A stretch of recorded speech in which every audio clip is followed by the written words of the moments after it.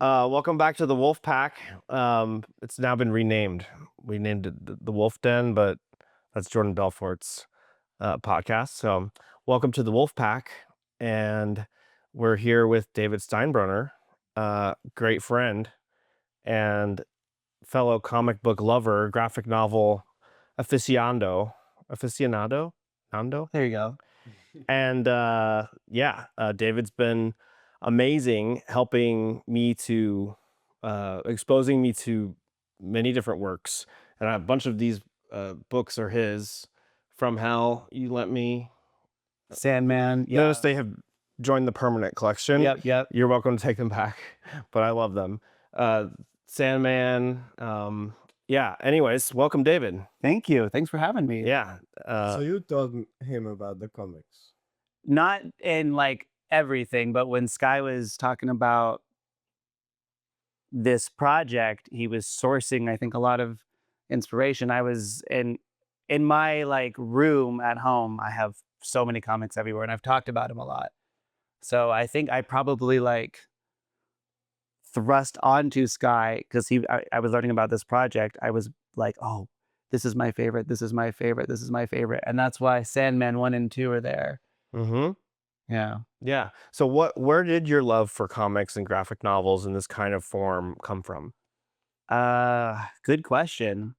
I don't know about you guys. I didn't grow up with comics like as a kid, and my only like thought about them was that they were superhero comics. There was Superman, there was Batman, Fantastic Four. I liked superheroes growing up, but I didn't have any sort of draw to comics. I thought they were just superhero comics. Mm-hmm. And so much later, like end of college, after college, one of my best friends growing up was moving from San Francisco to Boston. And those Sandman books, which are these giant hardcover books, he literally couldn't travel with them because there's 4 of them and they weigh so much. And he was like, "Can you just hold on to these for me? And I think you'd like them." And I was like, "Okay, sure." And so I was lucky enough to start with Sandman, really. And it wasn't a superhero book. It was just a comic about something. And immediately became obsessed with it because it's not a superhero story, right? And it's so like genre breaking and everything. And so that set the bar really high for me, like the Sandman did, really. Even like not reading trades, but a hardcover omnibus with variant art, and the back of each volume is letters between between Neil Gaiman and the artists and everything. I was like, oh, this is what comics are like. Yeah. It's not, but like it set the bar really high.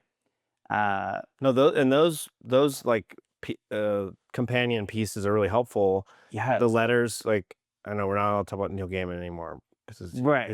But we have to. Like, that was awful. Right. But his art is amazing, and you know his letters to the sketch artist, to the colorist, like just like the emotion in those letters to convey his written word are, you know, really, really interesting to read. And then even the sketches. Yes. You know, this is like before the internet was really big. I mean, he was just communicating by letters. He was just sending letters. It's like pen pals, and they were doing.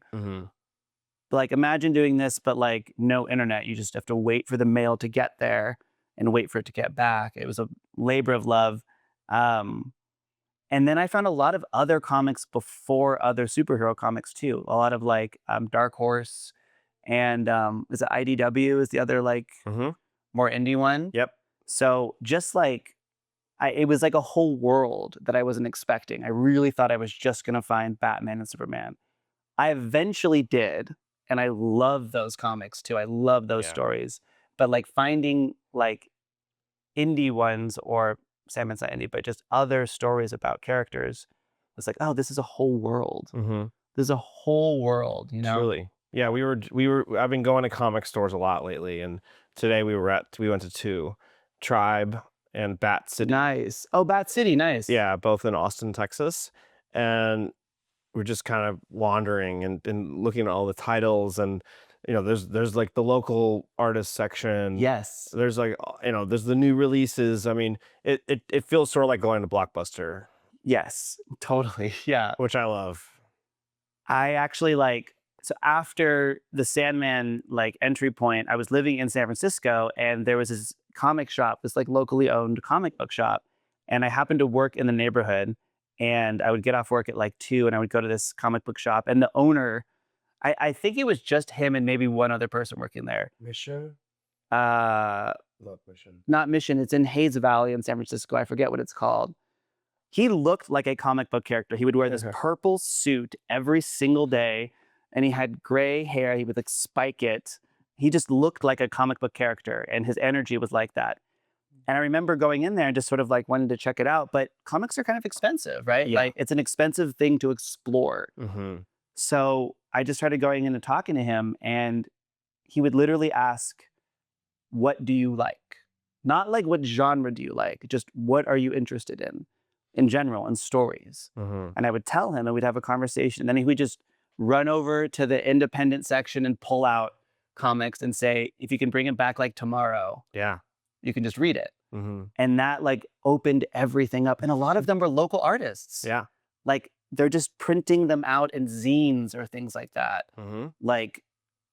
Literally going to Kinko's and printing out 50 copies and then trying to sell them. Yeah. And it was such an immediate deep dive into, oh, this is way more than I thought it was. Sure. It's not just Marvel and DC. Oh, it's so much more. Right. Yeah. Yeah, I know, it's super cool. And I was this I've been meeting some of the local artists and seeing their work, in the featured local artists. I'm like, oh, I know Zach Chapman. We're emailing. That's amazing. Stuff like that, and then you see their Kickstarters going, and it's definitely a community, and I'm excited to be wading into it and meeting some of the people involved, and I mean, I'm kind of new getting into the community, but I'm starting to feel okay, I can see where the geography of this is. What does that feel like coming in? I mean, was a comic ever really on your guys' radar as part of a media that? Not on mine. It was for me for years. Right. Because I've been writing all these screenplays for many years, and obviously, it's really hard to get anything made, and it's a very visual medium, and I've always loved comics. I did grow up reading, Watchmen, Spider-Man comics, Venom, a bunch of stuff, and I've always it always came up here and there, why don't we just do a graphic novel? Why don't we just do a comic version of when this? was the last time you heard about this? About comic? The comic way, or the comic route? I since getting into it, maybe, what was that now, 15 years ago, it's one of my favorite mediums. It absolutely is. No, about him talking about. I mean, I think even when we, even from early when Skye and I met, no, even when we first met, I think we were connecting over Sure. Getting brought into this friend group and seeing the history of Skye and Rachel and as creatives, but I'm coming in from a different, my creative outlet is mostly music, that they were film but storytellers, right? Storytellers is the theme. And I remember connecting with you over just comics in general, a long time ago. And so when you were when this started to get legs, just this whole project, I remember you being yeah, so we're going to do I want to do a comic or a graphic novel, among other things. And it was oh my God, that's when I was these are my favorite comics. Let's really deep dive. Let's really deep dive. Yeah. And I even think that the first time it really came up was on a different story of mine, Private High, which is about the school. It's about the school of elites, and I written a feature screenplay, but it was so jam packed. I had a producer friend say that as he read the feature film screenplay, it felt like I was witnessing a mental breakdown. And I was and that inspired me to break it into, okay, why don't we make this into a series? Because it's clearly so many characters, and actually it lends itself much better. And then I have a bunch of like issues sort of mapped out for like season long arcs that I was then sort of adapting into the idea of making them into comics. I actually made a lot of headway. I'd like to revisit that, but then we switched over to Wolf's Edge, Right. and actually pulled the trigger on it. So, and then you shared with me all this other, all these great works. And I wonder too, like I've been delving more into storytelling mediums in general, and like I think now more visually. I really think it's like storyboarding when you're trying to get an idea across. Like you you already had this story, right? Like the exercise of making it into a visual medium as well. Does it feel kind of like storyboarding, just like when you're creating the pages and the panels and things like that? Like, was it hard to put it into this format, or because this is going to go right? This is just one part of this project. Yeah, right? for sure. Yeah, I would say like, I had my ideas of. Well, first of all, we took the screenplay and we broke it into we structured it differently. So screenplay first. Yeah. Right. Yeah. Right. And then from that we sort of restructured it to it would go into different issues. And then we found great artists who we were able to convey the dramaturgy and the visual style, and then they did professional storyboards. Got it. Pretty fast. They were banging them out. I was like drawing like stick figures, and I'm like, maybe like this, and they would come back at me minutes later with like a much better version of that. I remember every time you'd come over when you were like in the beginning, every time you'd come over, he would like, here's what I have. And then like you'd come over like a day later and it's like vastly evolved, or he's like, oh, we're not doing that anymore. Like, right. We decided to go a different direction, but it was evolving really fast. Like, and that's the luck. And Gabor found, Artur Varai, who's the artist on the work. And, if you can find a great artist to really, that understands the vision, but also like will put his magic or her magic into it. Right. It makes it a real collaboration. Like, then it feels like, okay, we're jamming. Yeah, like, live. They were outlining it right before our eyes. Like a live work session sort of thing. Yeah. Which is the best. They had discussions like how many windows one or like frames one page should have. I remember the time like all right. the time, like and it's a learn. It's and I'm learning as I'm like, well, why don't we do this? And then they'd come back like, well, let's do this as a full page panel sort of thing, right? Stuff like that. Yeah, the comic logic is different also than the film logic. Can you shed some light on that? Because I've only been on the outside as like a consumer and appreciator of it, but not as a creator, really. Like what is the comic logic? The bubbles are leading your way, but also from left to right, it's leading the way. Right. It's like really complex. And Can you show? grading is... And that's a good page to show too, because you get top to bottom, then left to right, down. Yeah. But the bubbles are really dramaturgical. Like they have dramaturgical function. Yeah. Which is, I didn't know that. Yeah. It's that much. Oh yeah. Of a help. Really. It is like getting down to the formulas that exist there. That like I think about it from a music perspective. But like, there's a formula to a pop song, right? Like you don't think about it as the person listening to it and enjoying it. But somebody who's written a million pop songs could be like, oh yeah, these are the progressions that we should use. Totally. And it could do whatever. And here's the hook, here's the blah, blah, blah. And like, there's got to be formulas for all of these different mediums. Yeah. And that's just like highlights the importance of bringing on great people. Yes. Who know what, what they're doing. Like, this is our first comic. And the last thing we needed was to have the artist, it's their first time. Right. Have them figure it out as well. But the extraordinary thing, and Gabor and I were constantly remarking on it, was like they'd come out with stuff and we would be like, yeah, this is they understand the script like on a deep level and the emotion of the script. And yeah, like there would be back and forth, and like we revised the storyboards a lot, and even like how faces look. I mean, there's been a lot of back and forth, but honestly, like, so we did book one, chapter one is like 28 pages, chapter two is 36 pages.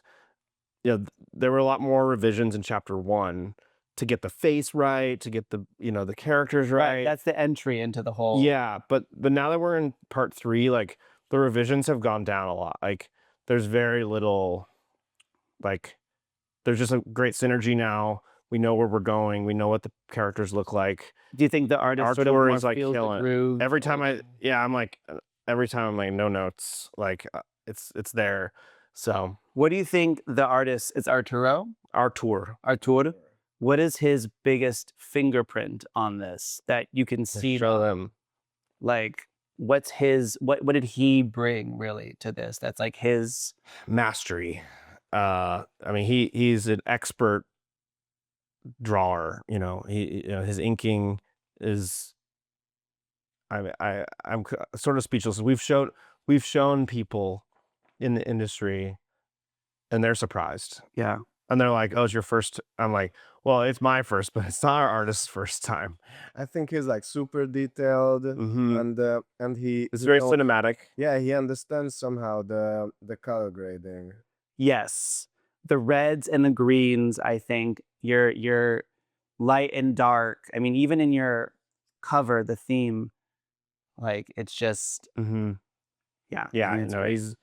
he's killing it, and it does have a very like he knows it's a screenplay. He knows it's meant to be a film or a show potentially, Right. and that's coming across. So that's interesting too, right? Because like I this other comic that I like was born out of a it's called Critical Role, Mhm. and it's a D&D like D&D YouTube podcast, whatever. They live role play, and because they got so popular, they ended up creating a comic out of it. Mhm. And they also created an animated show that got picked up by like Amazon or something. Mhm. But like you can tell that it all does have a theme. Like it's starting from just people around a table, but the art style in the comic and the art style in the show, there is some like there's a brand. There's like a vibe that's there. But it's clear that it was made, each of these pieces were made because they're fitting within one like brand voice. You know what I mean? Like all of the mediums are the same story or whatever, but they're all like the same sort of art style or something like that. Because this is one of many pieces, like how important was it to you to have forward thinking involved in this? Like how important was like thinking about the live action and coming up with the art style or coming up with the tone, or like was that we trying to communicate that to the artists, like, hey, we're gonna have a live action, we're gonna have a audio drama, we're gonna have this. Right. I would say not. It was not a dominant. That was not a dominant factor. I mean, like there were a few things that had to be right based on like the world that I've been creating. Right. Like Sam Wolf, who's like a fictional character within the story. He's like a storybook character inside this story. Right. Like the look of Sam Wolf had to be a certain way. Like Is that because it's already been established, or because you're thinking about how he will show up? both. The script was really well written, actually. Yeah, the So it was like we worked a lot on that. the script is very detailed on exactly what is shown. Very simple, and it's Mhm. like you see, like it's really like cinematic, the script itself. So they understood it. And Yeah, I think that's a good note about screenplay writing is like it requires a lot of discipline as a writing form because you have there's structure there. It's a visual medium, so you have to be very clear about what you see, and we were very clear. I mean, our tour's adapting the words, and we haven't really explained a lot. Like it's kind of there. Like we haven't been like, oh, it's the description of the action is there. Like he falls in this pit. Like the pit is described. Like what happens when he falls in there. Like it's all very like it's there. It informs like what he's gonna then create visually. Yeah. Yeah, we were actually worried that they are not gonna understand, but they understood it. Totally. I've wondered too because working in like my day job is a lot of like describing ideas to designers or artists. And what I'm learning is to trust the artist in some way, to like find that balance of being like getting the idea I want across, but not being so prescriptive that I don't leave room for interpretation. Right. You want to get across the spirit of it Mm-hmm.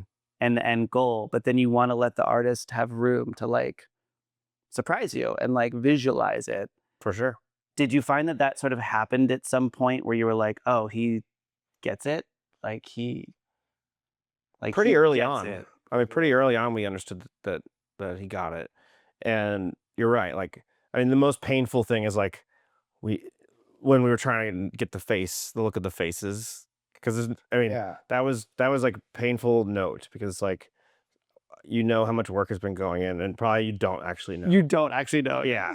But it's a very sensitive thing. Like, okay, because like I feel like Artur like really nailed the face as he started book 2, and at that point, because like okay, 17-year-old, he turns 18 on the first page, right, of the first chapter, Right. and it's kind of a difficult face. Like you still have baby fat, but you're also growing out of it. But it's like a strange age. It's like right there. It's because it looks too old. Okay, now it looks too young. Like Right. and you hate to be that. But once we got it, and then it's like, okay, now we have to go back to book 1. He nailed it in book 2. And then go back to And then it's book like, 1 and okay, have to- now we've got nailed in book 2. We have to redo the faces in book 1. And he knows. Right. It's still painful right. of a note. But I would say like it's also like you don't want to cripple the energy Right. by You like wanna- micromanaging. I mean, he's bringing stuff to the table that also we didn't think about, and it's way more beautiful than I mean, honestly, when I was first starting down the road, I was thinking, let's find like a good artist, and it will be like cool. Right. It'll be like something we use as like this is the idea. Right. And we'll continue building and iterating Yeah. like on this. Right, but it's become its own work of art. So when you say like, are we thinking about down the road and if the series, honestly, like it's become its own thing. Like we're just focused on the books, Right. on like, on the color, and like it's become its own work of art. Like if it dies here, I mean, I don't believe it will, but Well. like on some level, I'm satisfied because the story has been conveyed. Right. That's in a beautiful way. That's gotta that feel stands on so its own. good. Yeah. Like I know Rachel off camera over here making her game, and it was a one person project for so long, and finally bringing in people to work on it, and like that's a huge leap of faith, and it's a very vulnerable thing to be like, this is the thing that I've been putting so many hours year into, and to have that attract like talented people in their own Mm-hmm. arena and have them take it as like it becomes theirs as well in some way. Like Right. Artur is delivering like For sure. he really cares, and you get to watch this team like start to create out of your project. Like that's got to feel really good that it picks up momentum. Like Mhm. yeah. when you're not even working on it, somebody else is. Oh, for sure. Nothing better than waking up. Also, he's in Budapest, so there's a time change. Nothing better than waking up, looking at my phone, and like seeing a barrage of like amazing artwork Yeah, it's like kind of a trippy way to wake up. You're like, oh, I have to go through this and give feedback on every little thing. Yeah, but it's like, at first, the first run, you just kind of just look through it all, and I mean, you want it printed, but yeah, I mean, it's incredible, and also we've been able to sort of workshop the story, not too much. It's pretty close. It's like 99% what we wrote, but that said, like, thinking about it, actually seeing it like unfold on the page, we can think about it visually and like, all right, how do we adapt this to the next step in live action? Right. So so while we were just focused on this as a piece of art, it is incredible pre-production. It really is. It's like wireframe storyboarding, but like it's so polished in this way where it's its own thing. Like it's standalone, but it also easily fits in as one part of many too. Mm-hmm. I'm curious for you, like how that writing process and feedback process was, because you guys have worked before and stuff. Like, how was this not being here? Like, we got to talk to Skye and see iterations of this, and see like, feel his excitement and everything, and he would talk about what you were doing too. But how was that for you, being apart from a writing partner? I'm really happy that I could assist this. I'm really proud of this, that it happened. Right. It's really good to look at it, for a time it wasn't looking good to look at it, but only because I was looking at it all the time. But right now, when I think about it, it's like so cool that it's here, and I think we cracked the code of Sam Wolf with it. Yeah, for sure. And like, It's cracked like other levels of it too. isn't that interesting? Like how putting it through a different medium, like, Yeah, who would have thought? right? Certainly not me. And did you have a like history with comics or liking comics? Like, No, this was like sort of like an introduction to it. completely. So I think I was like, dude, I'm making it into a graphic novel, and I think Yeah, I was like, you know. who's gonna make that? Yeah. It's a great idea. And I was like, you. Yeah, and I was like, oh, maybe I can find someone. Yeah, I and you found did. someone. You did. And Yeah. that single like act, not only you coming here and we cracked the story and wrote the script together, but you finding Artur, might have, I mean, it definitely gave us jet fuel. Yeah, Kata. Thanks, Kata. Yeah, Kata. What's Kata? There's this really cool painter girl, art director. She's very, very talented. She worked on Brutalist. She worked on all Oh, cool. films. She's able to paint in any style. Like, she's a perfect ghost painter. She can do whatever. Awesome. And did she? And she recommended Artur. Oh, really? I was just working with her and asked her, like, so do you know anyone who knows good about the comics? And he said, yeah, I know a guy who's actually really good. And like, okay, put me in touch with him. That's how it started. Yeah. It seems just to fall into place, like especially when there's something to rally around. Oh my God! So Wanda is like, show this to the that's camera. actually It's Richard. amazing. oh, Richard. Yeah. Sorry, Wanda. So these are sketches by Artur. He sent these physical sketches. Yeah, Oh my yeah. God! For We me. got him on this podcast. We're gonna get them. You have to get these into the Library of Congress. hardcover. Yes. They'll get their own. Yeah, these are treasures. What's that? You should do like a making of book. Making of. Yeah, I agree. So that's one of the comics that I pushed onto Skye, was From Hell, Yeah. because it comes with a companion book. This. Because it's so dense, but it's all sketches. Behind the cover. Exactly. Yeah. So like, I'm gonna show you. So this is like the sketches, Oh my God. and then Rachel. come up like Oh that. yeah, I saw that. So it's pretty cool. Oh yeah. It's sweet. It's so sweet. Yeah, and these are treasures. I told Artur, Yeah. because with Gabor, he gave me this envelope, and I opened it up. It was like Christmas, because I wanted to see something physical that he did, because I haven't been with him. Yeah, Honestly, these are like- neat. Yeah, these are great for like, I'd like to do a making of book. And like you were saying, I know how much time you. No, we don't.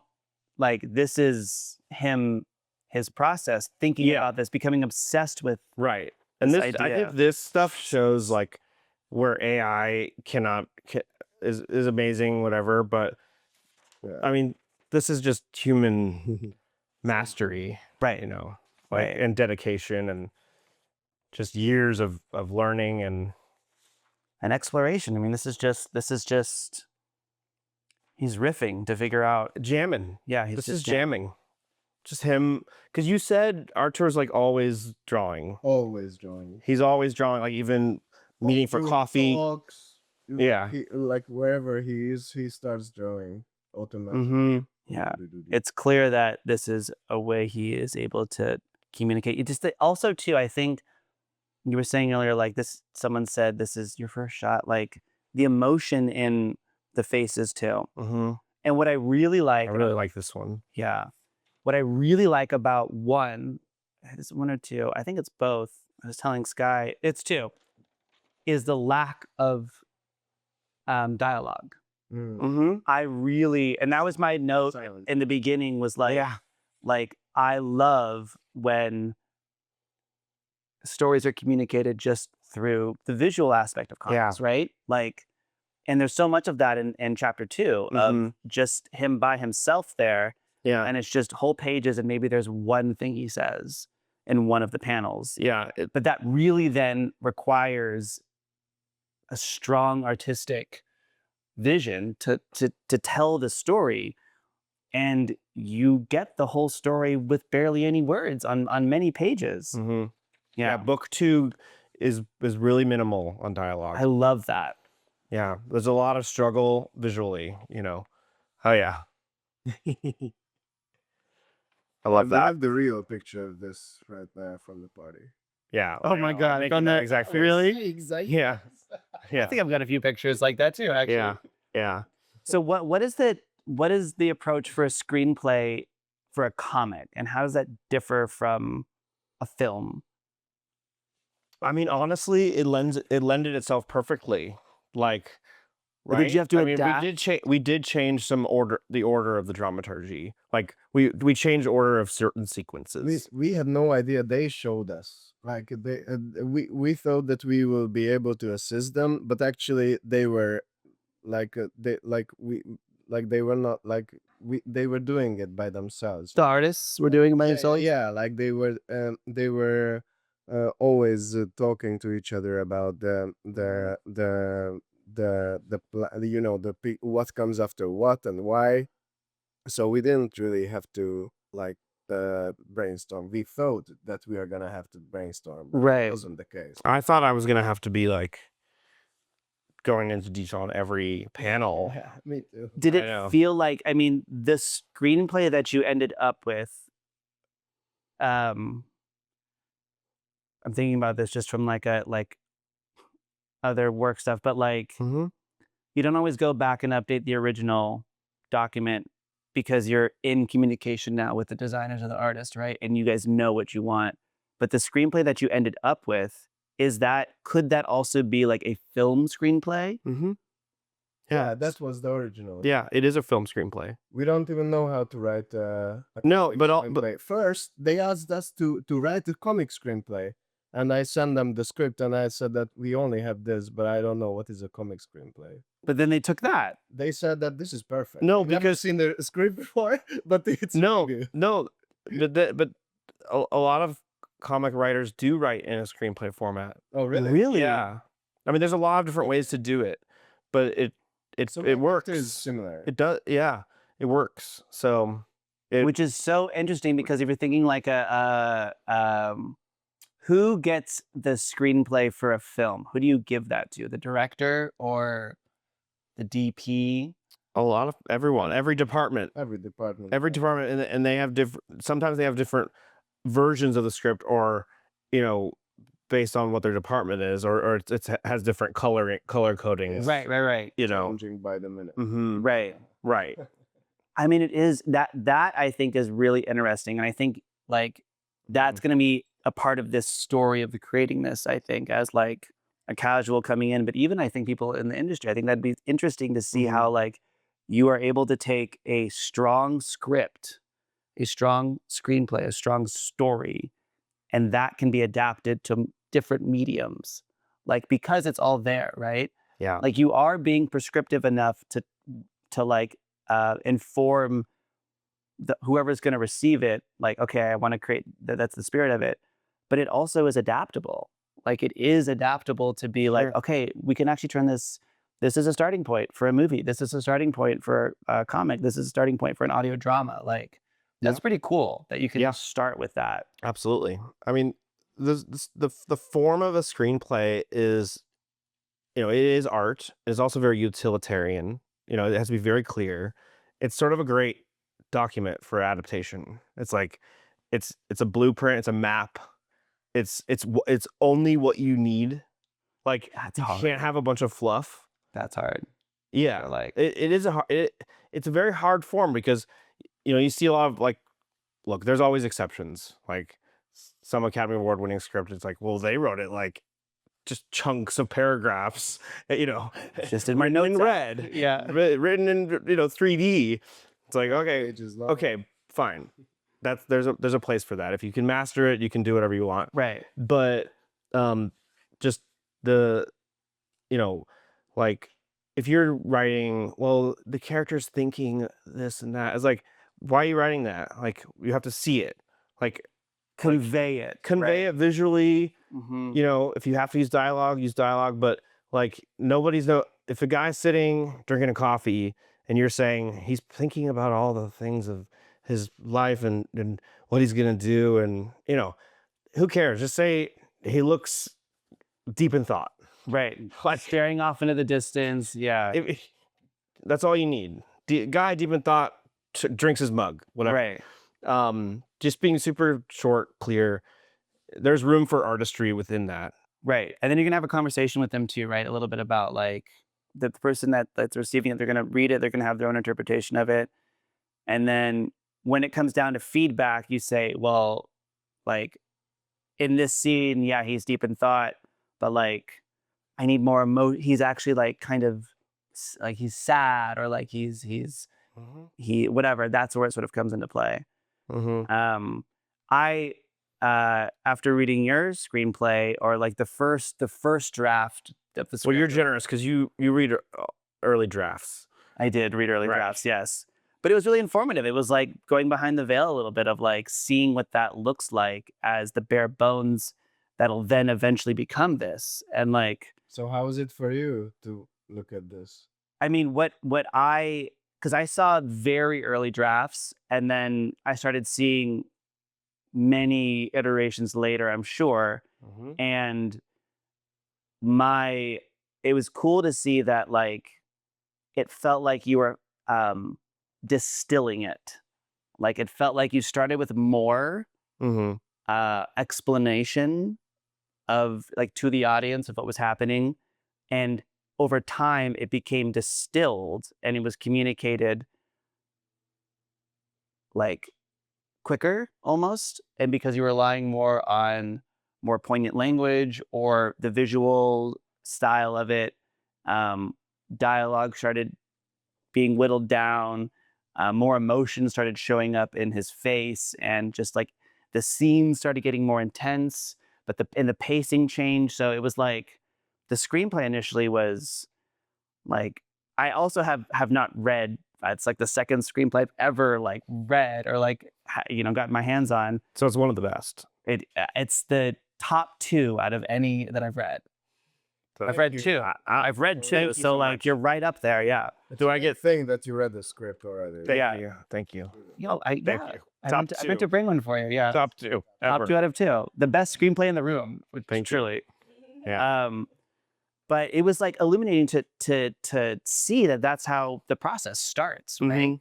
And like it seemed like it was distilled down probably over so much back and forth and editing and editing and editing. And like it's so easy to say, but I always felt like, and I feel this way about my own art too, like less is more. Like, how do you get to this point where you can convey something in the shortest amount of time, but like have the punch, right? Like, how much explanation do you really need, right? Is it the character journey, that you're talking about? Is it the world you're trying to explain? And I feel like with one, we're getting the full story. We're getting all of this like character development and also just like establishing the world that he's in. And then as soon as 2 happens, first of all, the cliffhanger in 1 too. I didn't know that's where you guys were ending 1, I think in the beginning. And I really sat down and read it at the event. I was just like, okay, I got to read 2 right now. And I already knew the story, but then 2, the tone shifts completely.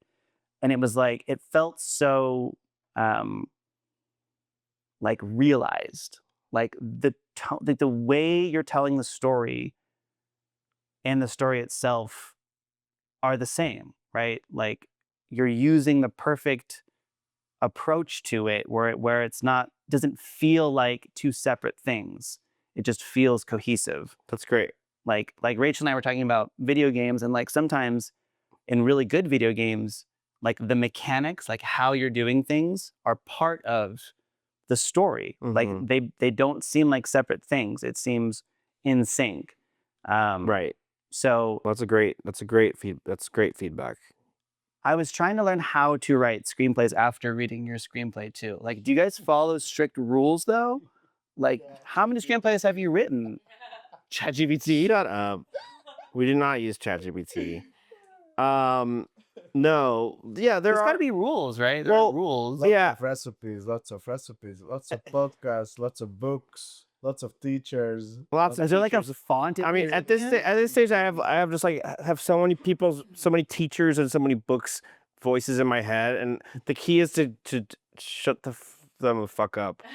I feel like get things on page and like it's about the story. Like people that are delaying and like, well, I don't know how to write a screenplay. The format is what it is. Like, I mean, I know it like the back of my hand. Like it's very easy. right, but Like it can, like, I don't start a story sitting down to write a screenplay. you don't write it in that format. It's in You all write these the freaking story. note card. It's on note cards and like, the last thing that yeah, it's like it's talking it through and workshopping and just vomiting on page, and then it starts to form a subject, a structure, and like then you have like, okay, I'm gonna write in 5 pages, just like prose, and then workshop that, and some people do sit down and just write a screenplay, but I feel like is an exception. Right. There's right, like famous stories like Kevin Smith like smoked a bunch of pot and got his typewriter and wrote Clerks in one night, and it's like, yeah, well, okay, well, Don't that doesn't emulate mean that. Right. Yeah, that doesn't mean you should do that. You will not do that. Right? Like I definitely cannot write stoned. But like, so that helps though. Like demystify it a little bit. Is that it is because it is a format, right? It is a structure, right? You don't want to be inhibited by that while you're creating, right? You want to just let the juices flow, and then once you have something that feels good, then you start putting it into this format or into this structure. I mean, I feel like you can't only write when you're excited, but when I'm excited about a scene, I'm like, okay, I feel like I can write this scene now. And then we had a good workflow because I would write a scene, throw it to Gabor, and then he would read it, and then and then I would go on to the next or whatever, and then we would talk about that scene, and then we would even like act it out. And like my friend Francis, like I went to his place and he lives in France, right? And we literally acted out the whole screenplay. Really? Just like acted and just like played with bow and arrow. No, like who was the dialogue scenes? Like we would actually. There's a talk boar. It out. Was the boar? What? The boar is in there. Who is the boar? The boar. Well, I said, Francis, get down like a boar. Come on. I mean, that gets you into the story though. You're in it. But like in the first chapter, there's a lot of dialogue, between the father and the son. Yes. And it's like we're just like voicing it out and like, okay, let's break script. Like let's just have a conversation because then no one talks like this. Right. So like let's just talk like.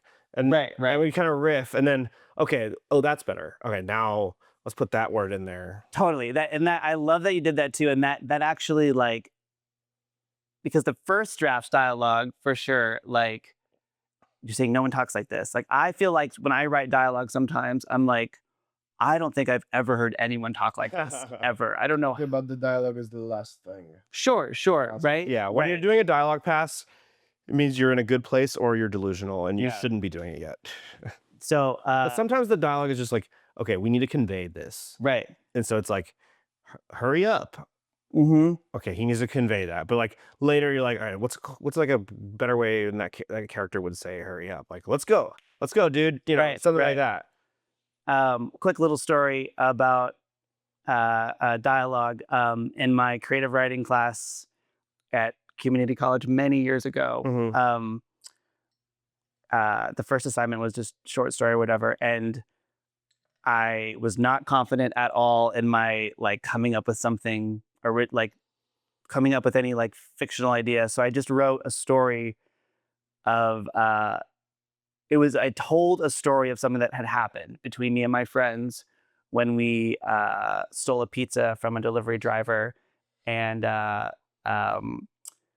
it was like we were like 16 or whatever. We ordered a pizza to my friend's house, and then I pretended to be like a jogger jogging by, and then I like intercepted the delivery and acted like I lived there, so that I wasn't like attached to the house. I was like a jogger, and then I just ran away with the pizza, and it was like a whole chase ensued, and like Oh my god, it was really crazy. Poor delivery boy, I feel teenager. so bad about first job Yes, ever. I feel so bad about this. Getting fired. Last job. But I just like wrote that story because I had no idea, and I remember like I remembered it like yesterday. The things we were saying, like during that moment, we were high school kids, but I like it sticks out so strong. And I remember the feedback on my story was your dialogue feels so real, like it feels so real. And I remember like at the time I was like, well, I'm just writing down what I remember. But that stuck out with me as a note of like, oh, it feels real because it is. Capturing how people talk is hard. Like it really is. Like in the moment, especially if you're emotional, you're going to talk a little differently. Like in the moment, not hurry up, but like Right. fucking like you're Move your ass, scrambling. dude. Yeah. And there has to be some part of it that is still like, you know, moving the scene along or whatever. But I just remember like dialogue being so hard because characters are hard to capture. Mm-hmm. They're hard to make characters feel real. You know what I Yeah. mean? And they're hard to break.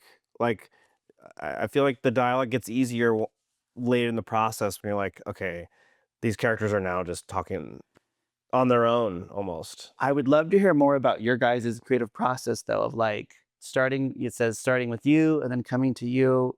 Did you do a lot of like, I know a creative writing exercise is like to just write about the character. Did you guys do a lot of that together? We wrote sequence outlines. What's that? It's like Like the 8 sequence approach. yeah, Yeah, 8 it's that. 5, or it was one. There's page, different ones. basically. One page, beginning, middle, and end, and each sentence is like a scene. One page, beginning, middle, end. It's the plot. Yeah. The So plot. like, yeah. So to answer your question, not really.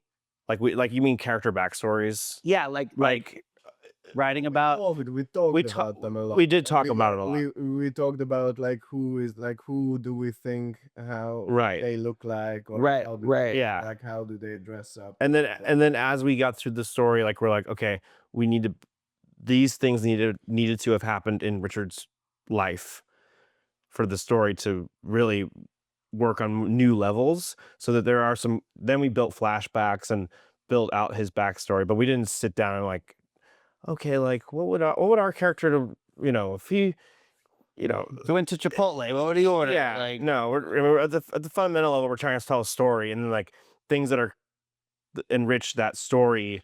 Then it's like, okay, now that's the backstory. and the backstories don't necessarily show up like directly here, right? But they like inform how you would write them, right? Right, but they become important. Those backstories there are flashbacks that are sort of teased, and as we continue the series, those will take on their own stories, 'cause they Right. become very important. Right. It's hard not to spoil stuff. Don't. But yeah, so like the eight, not to get too talking about shop, but like Talk you know, shop. eight sequences is one approach to like screenplay writing. It's like 8 mini movies basically. So like each are like 15 minutes long, right? So like each one has to have its own dramaturgy, right? So like there's 2 sequences in Act 1, there's 4 in Act 2, there's 2 in Act 3. Oh, okay. And you can break any story into this Yeah, structure. it's not just films. Like, Right. I remember seeing was it a really early YouTube of Kurt Vonnegut talking about story shapes and like just using like a linear like thing, and like the story is like this and like this and like this, and seeing that broken down, and then now trying to write my own sort of things. Like there are formulas again. They're like, is it this hero's journey? You know, like a Star Wars, right? Like they can, it's like very formulaic. yeah. But it is interesting to hear that like you didn't fully like write it out. You just created it like in conversation. Oh yeah. I mean, well, we said it in the other episode, but like, you know, when he was in Budapest, I was here, you know, in my little water tank bucket outside, and we'd be on Zoom for like Dunking yourself. 3 hours and just like talking about every possible direction the story could take, and a lot of it was Was he on video calls crazy. when he was doing this? Of course. It was really funny. I didn't believe my eyes. What? Hey, I'm in Texas. It was a great way to just marinate in story. Yeah. But anyways, that aside, yeah, like, you know, I think people get these books that are like, this is the format of a movie, and like they break down Chinatown and they break down Alien, they break down all these classics. Right.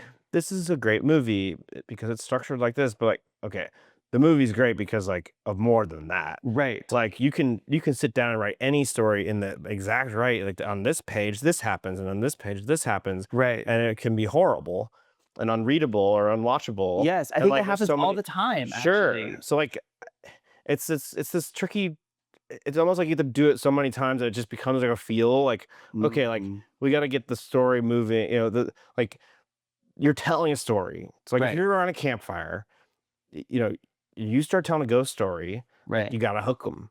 You got to build it. Right. You got to deliver And at certain moments. Are we going to get bored? to do that? But ultimately, what it comes down to is this exciting?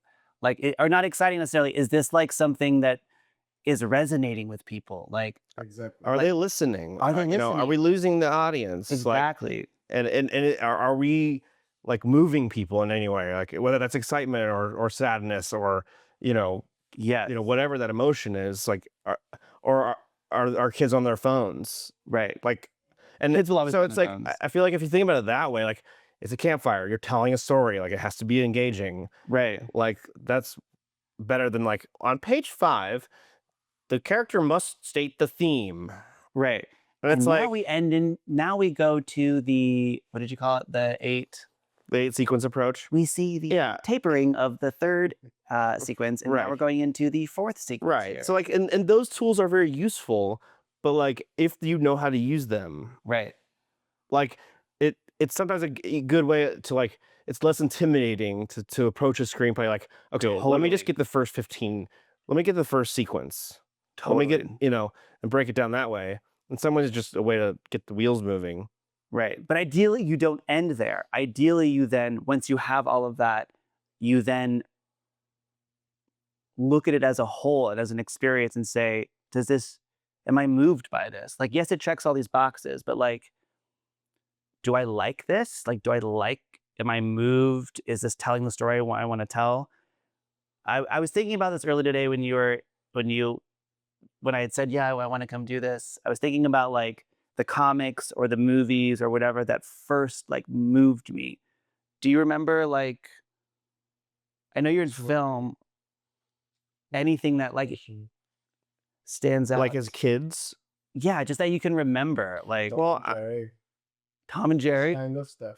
Yeah. All sure. What was it about that? What was it like that got you? I don't know, just all this, you know, like cat mouse, like like dilemma. Right. Who is after who and why? And it was like, was it funny? Was it Yeah, like it was dynamic. Something was going on. Oh, this is Yeah, I used to love those cartoons. drug, Sure. addicted thing. Like it's easy to addict. Wile E. Coyote, Roadrunner, yeah, that kind of totally. stuff. Yeah. Also, I loved Nickelodeon. I was lucky. In the '90s, I had great storytelling for kids. Even like Animaniacs. I don't know if that's great storytelling. That was fun. That was like crack. Yes. But Nick had some of the best stuff.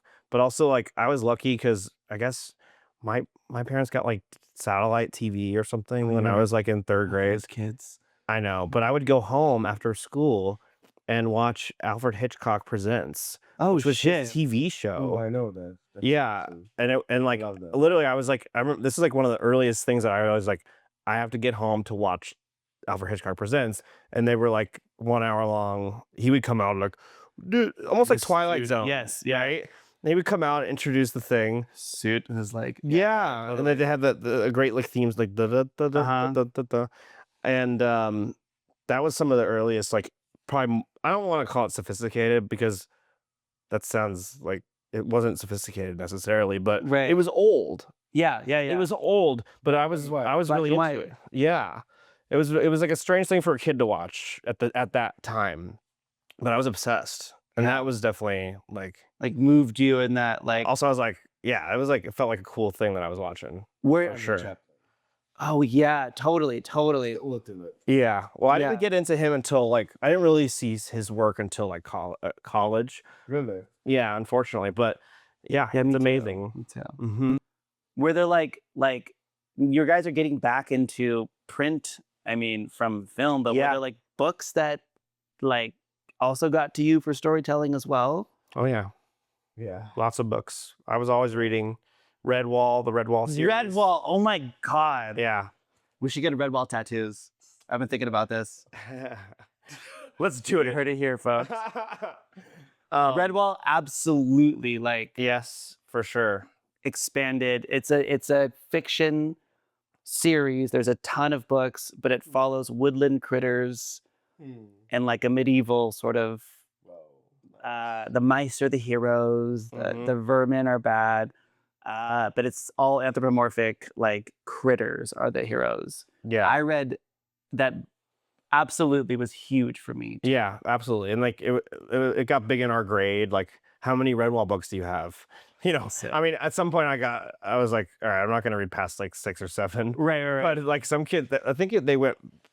There's a lot of them, and yeah. and I read a lot of Michael Crichton in middle school, and like Richard Preston, like Demon in the Freezer, like these like books that are true about like the worst diseases. I don't know. I was kind of messed up. I wanted to be a microbiologist during that era because these books were so gripping, and I'm like, but then I can't do math or anything that you need to do. Yeah. Dreams were shattered. Right. But yeah, like Salinger. but J. Salinger. yeah. Catcher in the Rye. Ray Bradbury. Bradbury was big. Yeah. But so like Stars. yeah. What is yours? I was a voracious reader as well. Redwall was big. I was really into fantasy. A lot of like sci-fi and fantasy were really big for me. Lord of the Rings. Vonnegut. Vonnegut, yeah. But I didn't get into Vonnegut until a little bit later. Yeah, Lord of the Rings. I think I read like a lot of fantasy Yeah. in grade school, and then I moved to like fiction because of AP English and shit like that. You have to read like Salinger, Vonnegut, all that stuff. And so I had a list of like classics to go through. And it was really important to me that I read all the classics. I was like well read. Yeah, Bradbury like blew my mind too, though. Just that it was really fully realized like sci-fi horror. Then getting into like Lovecraft and things like that. I feel like the thing that I really got me going though was something like Lord of the Rings or Redwall. It was a fantasy thing, but this is what I was going to talk about too. Like, it's characters. Like, I remember like having this epiphany that it doesn't matter the backdrop. It doesn't matter what the setting is, what the world is. It doesn't matter. It's characters that keep bringing me back. And like, I was very intimidated to create any sort of like my own stories because I didn't feel like I could write characters. I couldn't write a believable character, you know? And the things I all loved were characters. That's why I loved going back. Steinbeck, East of Eden, I think also was another like dimension to put onto that of, oh my God, I just want to learn about these people. Like they feel so real. How do you do that? Yeah. Right? Like, how do you make something real? And then thinking back to Redwall, and it was like, well, there's this vole or this ferret or this like hare, and like they feel very real. He did it.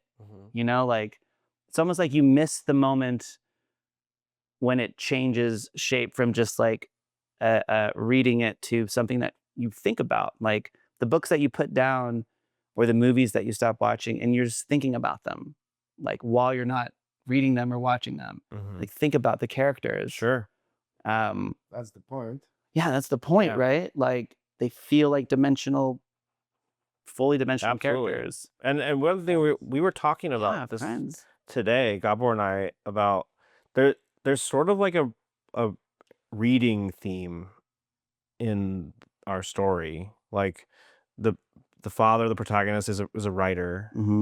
The boy has the father's book on the island. Like we're just He trying to refuses to read it. Right, he until this moment. right, and like if there's one like good thing like around maybe our story is like there might be an element where like we're encouraging reading. Yeah. Essentially. Yeah. I can't believe he doesn't go get it earlier. Like he's exhausted a lot of activities and ways to like kill time, which I know is like survival. The book's been sitting there, right? Like, Yeah, I mean, like, in his defense, like, he is literally trying to survive. right. Food storage is full. Oh, really? Bye, guys. It's okay. Let's We're still on this disappear. one. Okay.